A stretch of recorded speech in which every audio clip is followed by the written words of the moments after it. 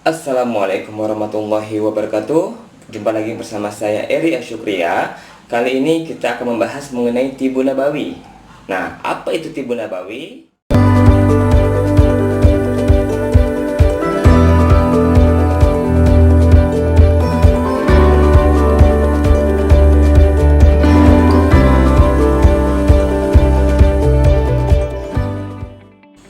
Berbicara mengenai Tibun Nabawi, pastinya kita berbicara mengenai kesehatan. Kita tahu bahwasanya kesehatan ini merupakan nikmat yang sangat istimewa sekali, ya. Dan salah satu nikmat yang terbesar setelah nikmat iman dan nikmat Islam. Nikmat ini kelak ya akan dipertanggungjawabkan di hadapan Allah Subhanahu wa taala. Umur kita, ya, untuk apa umur kita? Ketika kita sehat, untuk apa sehat kita? Itu pun akan diminta pertanggungjawabannya. Maka dari itu, ya, Rasulullah SAW bersabda, mohonlah kepada Allah kesehatan. Sesungguhnya karunia yang lebih baik sesudah keimanan adalah kesehatan. Kata Rasul, jika salah seorang keturunan Adam hanya memiliki keimanan dan kesehatan, maka hal itu sudah cukup baginya. Masya Allah ya. Jadi ternyata kesehatan ini hampir disejajarkan dengan keimanan, ya. Maka sudah sewajarnya ya kita harus jaga kesehatan, baik itu kesehatan jasmani, kesehatan rohani maupun kesehatan psikis kita. Karena apa? Karena itu tadi yang namanya sehat, kesehatan itu mempunyai tempat yang tinggi, mempunyai tempat yang memang istimewa dalam Islam. Banyak sekali cara untuk mendapatkan sehat. Namun apalah arti sehat kalau misalnya kita jauh dari Allah gitu ya. Jadi jangan sampai kita pengen sehat tapi ternyata untuk meraih kesehatan tersebut kita jauh dari Allah ya. Maka mau tidak mau kita tempuh cara-cara yang diajarkan oleh baginda Rasulullah SAW. Rasulullah adalah dokternya para dokter yang mendapatkan didikan langsung dari Allah Subhanahu wa taala. Patut kita yakini bahwasanya apa-apa yang beliau ucapkan itu merupakan tidak lain dan tidak bukan adalah apa? Adalah wahyu dari Allah Subhanahu wa taala. Tidaklah yang diucapkan Muhammad itu karena menurut keinginannya, akan tetapi ia adalah wahyu yang diwahyukan kepadanya, ya. Jadi ternyata memang apa-apa yang Rasulullah katakan, apa-apa yang Rasulullah sampaikan itu tidak lain dan tidak bukan merupakan wahyu dari Allah.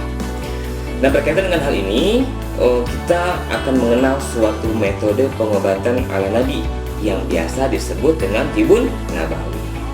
Tibun Nabawi adalah segala sesuatu yang disebutkan oleh Al-Quran maupun As-Sunnah yang sahih yang berkaitan dengan kedokteran dan juga kesehatan, baik tindakan pencegahan maupun juga tindakan pengobatan.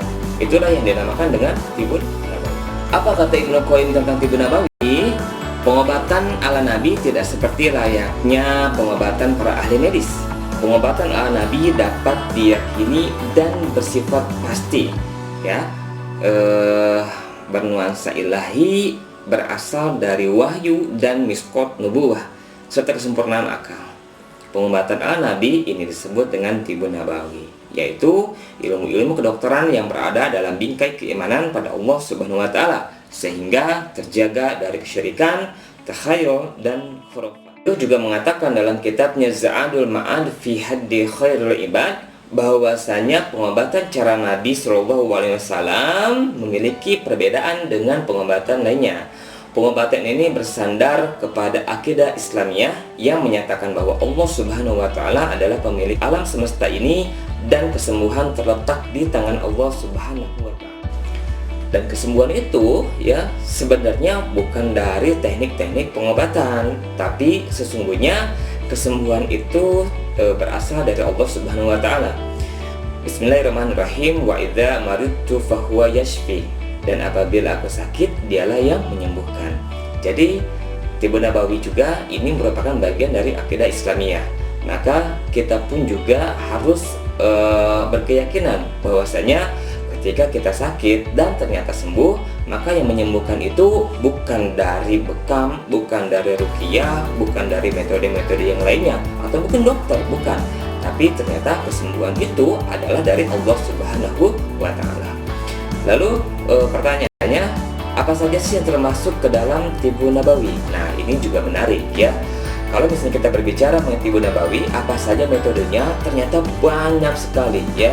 Ketika kita menggali Al-Quran, menggali As-Sunnah, ternyata banyak cara jitu atau tips-tips Rasulullah dalam rangka menjaga kesehatannya. Banyak sekali ya.